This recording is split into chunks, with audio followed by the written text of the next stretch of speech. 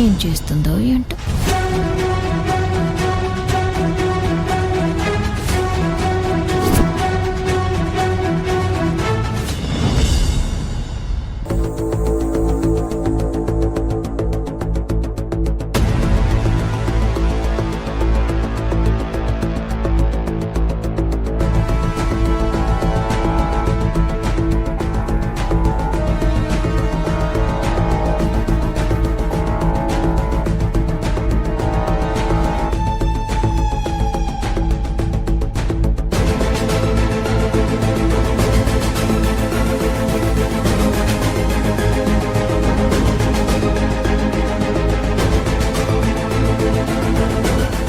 రాహుల్, ఏమైందిరా?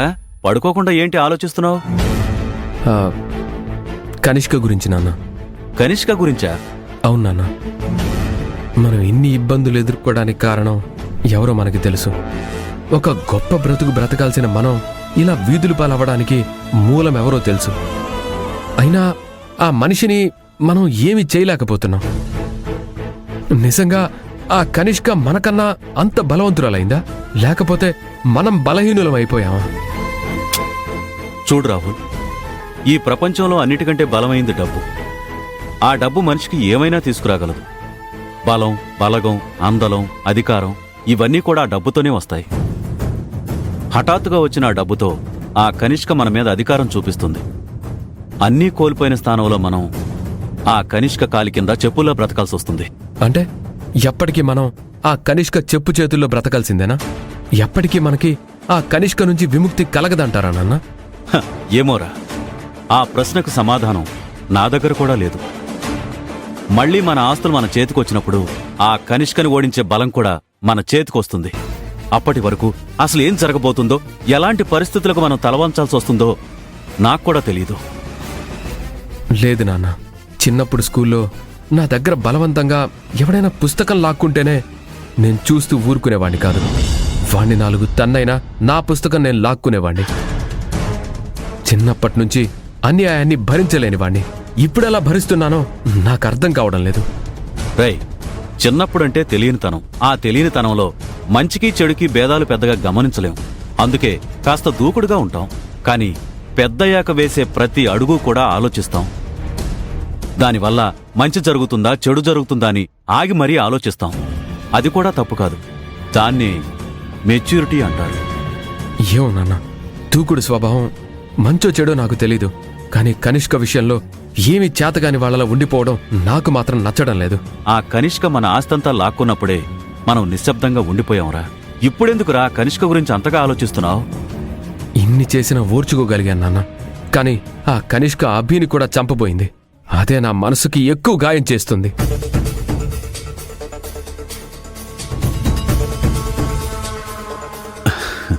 అంటే నీ భార్యని ఆ కనిష్క చంపాలనుకుంది కాబట్టి ఆ కనిష్క మీద నీ కోపం పెరిగిందనమాట. అవునన్నా. కనిష్కకేమైనా కోపం ఉంటే మన కుటుంబం మీద తీర్చుకోవాలి. మధ్యలో అభి ఏం చేసింది? అభి వీలైనంత వరకు అందరికీ మంచే చేస్తుంది. అందరితోనూ మంచిగానే నడుచుకుంటుంది. అలాంటి అభి మీద హత్యా ప్రయత్నం చేయడం నాకసలు నచ్చడం లేదు. రై, అభి గురించి నువ్వు అలా ఆలోచిస్తూ ఉంటే నాకు చాలా నచ్చుతుందిరా. ఏదేమైనా సరే మనం ఇంతగా ఆలోచించడం వల్ల, ఆవేశపడ్డం వల్ల ఎలాంటి ప్రయోజనం ఉండదు. ఇంకా ఈ విషయం ఇక్కడితో వదిలే. అలా అనే ఇన్ని రోజులు అనుకున్నాను నాన్న. కానీ వదిలేస్తూ పోతూ ఉంటే ఆ కనిష్క ఆటలు ఆగడాలు మితిమీరిపోయేలా ఉన్నాయి. వాటికి ఒక అడ్డుకట్ట వేయాల్సిందే. ఏం చేయబోతున్నావురా? రేపు ఆఫీసులో ఆ కనిష్కకి బుద్ధి చెప్పబోతున్నాను. రాహుల్,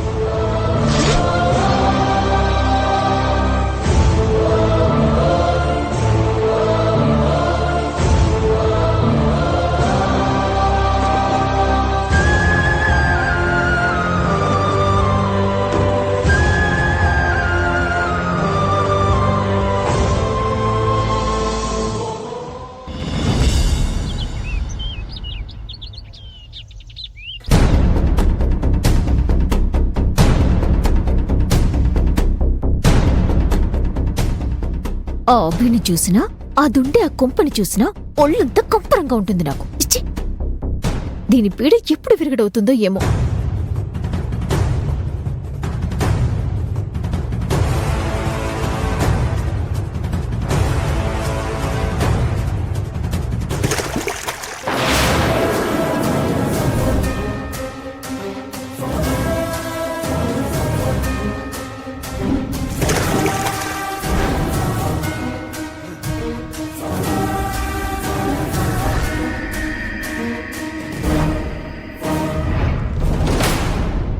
ఏంటి ఐరేంద్రి, కళ్ళు నెత్తికెక్కాయా లేదా మొత్తానికి కనిపించడం మానేశాయా? దీన్ని నీళ్లు పారబోయడం అంటారు. కళ్ళు నీకు కనపటం లేదా? ఇన్నేళ్ళొచ్చినా ఈ మాత్రం ఇంగితం కూడా లేదంటే ఏం ప్రయోజనం? ఇంగితం లేంది నాకు కాదు నీకు. ఆ మాత్రం ఇంగితమే ఉంటే మనుషుల మీద ఇలా నీళ్లంపవు.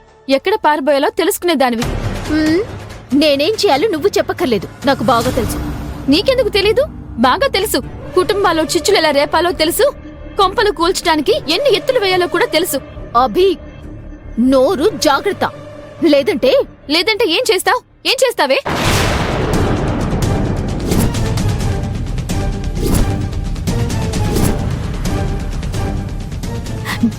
నన్నే వే అంటావా? నువ్వు అది ఇది అని నోటికొచ్చినట్టు నువ్వు పేలుతుంటే నేను నిన్ను వే అంటే తప్పేంటి? నీకు బాగా బాగా పొగరు పట్టింది. అందుకే నీ పొగర్దించే పనిలో పడ్డాను. నన్నే అనేంత ధైర్యం ఎక్కడిదే నీకు? నువ్వేమన్నా దేశాన్ని ఉద్ధరిస్తున్నావా? నిన్నేమనకుండా ఉండడానికి చేసేవన్నీ చెత్త పనులే కదా. నీకు బాగా మాటలు ఎక్కువయ్యాయి. నోరు ముయ్యకపోయావో ఏం చేస్తావ్? లేనిపోని నిందలు వేస్తావు, ఉన్నవి లేనివి కల్పించి చెప్తావు, అంతే కదా. అదేమైందా నాకు తెలియందా? నీకు అలవాటు లేందా? ఏయ్ అభి, ఏమైంది? ఎందుకలా గొడవ పడుతున్నారు? చూడు రాహుల్, నీ భార్య వద్దు నన్ను కూడా చూడకుండా ఎన్నెన్ని మాటలంటుందో. అభి నీకు మరదలవుతుందని ఇప్పుడు గుర్తొచ్చిందా అక్క? అభి మీద ఉన్నవి లేనివి చెప్పినప్పుడు ఈ వరసలు గుర్తులేవా?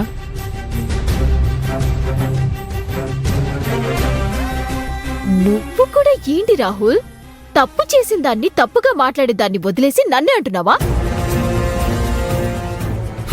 ఎవరు ఎలాంటి వాళ్ళో బాగా తెలుసుకున్నాకే అంటున్నాను. ఏ కారణం లేకుండా అభి ఎవ్వరిని ఒక్క మాట కూడా అనదు. ఆ విషయం నాకంటే నీకే బాగా తెలుసు అనుకుంటాను.